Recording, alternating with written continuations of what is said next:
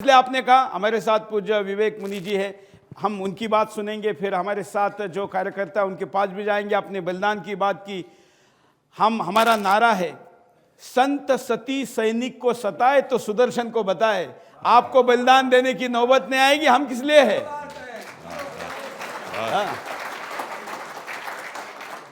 और इसलिए आज पहले आपसे शुरू करते हैं। और आपने संतों की बात की, मैं आते आते नागा अखाड़ों वालों से भी बात करके आया हूं।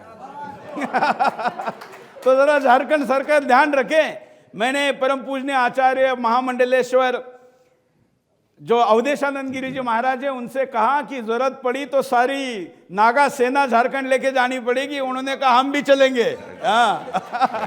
हाँ, जैन धर्म की आस्था, श्रद्धा और भक्ति का पावन तीर्थ श्री संवेद शिखर, जिसे झारखंड सरकार पर्यटन स्थल बनाना चाहती है, जिसके लिए जैन समाज जागृत हुआ है और पर्यटन स्थल बनाना जैन धर्म के अनुयायियों को किसी प्रकार से भी स्वीकार नहीं है।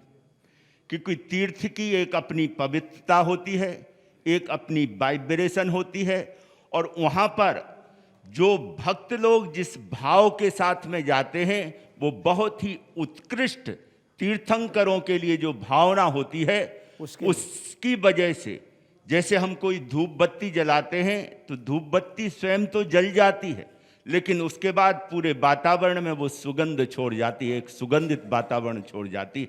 कुछ समय बाद भी अगर व्यक्ति वहाँ आता है तो वो बता सकता है कि ये धूप किसकी थी, चंदन की थी, मोगरे की थी, केवड़े की थी, किसकी थी। बिल्कुल उसी प्रकार से जो तीर्थंकरों के प्रति जैन समाज की आस्था है, श्रद्धा है, भक्ति है, उस भाव से नंगे पैर जब वहां चढ़ते हैं, नमोकार मंत्र का जाप करते हुए भगवान पारसनाथ की उपासना साधना और उनका संकीर्तन करते हुए, तो वहां उसके साथ पूरा वातावरण एक अलग प्रकार से चार्ज होता है।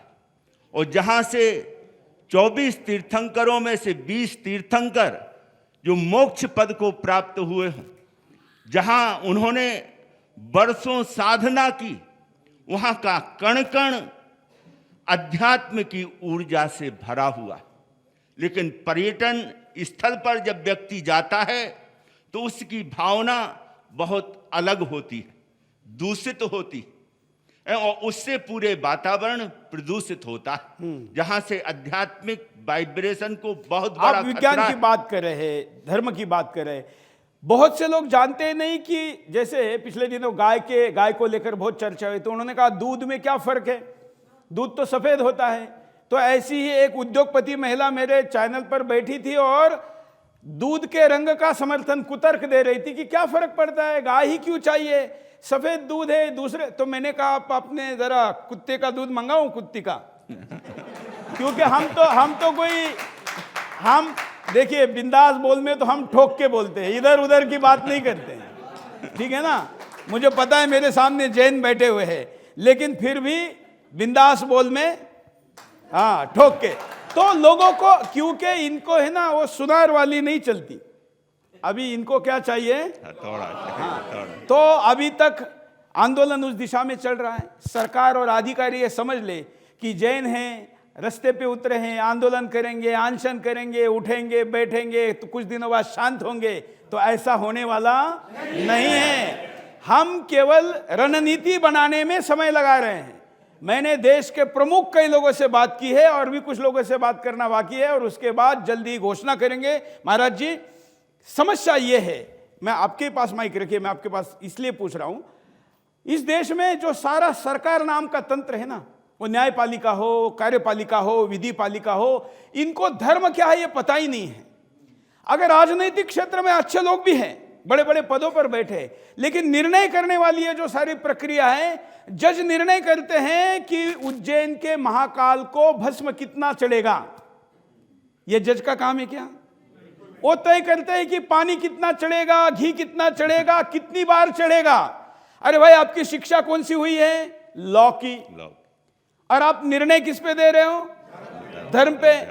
जहां विज्ञान समाप्त होता है उसके आगे धर्म शुरू होता है। ये जिनको पता नहीं है वो लोग तंत्र में बैठकर ऐसे निर्णय करवाते हैं। तो जैन विचार तो उससे भी बहुत आगे है, तो इसलिए इनको ये समझ में नहीं आएगा। तो हमें इस आंदोलन के बहाने सिस्टम को भी ठीक करना है, केवल ये निर्णय नहीं करवाना है। मैंने कहा ना, बात निकली है तो दूर तक जानी चाहिए। तो निर्णय करवाने में सिस्टम को यह कहना है कि किसी भी तीर्थ के बारे में निर्णय करने का अधिकार सरकारों को नहीं है। सरकार तो 75 वर्ष पहले बनी है, लेकिन ये प्रकृति बनाने वाले ने भी समाज की कुछ व्यवस्था बनाई हुई है। तो निर्णय होंगे तो धर्माचार्यों के आधार पर होंगे, सरकार पर नहीं होंगे।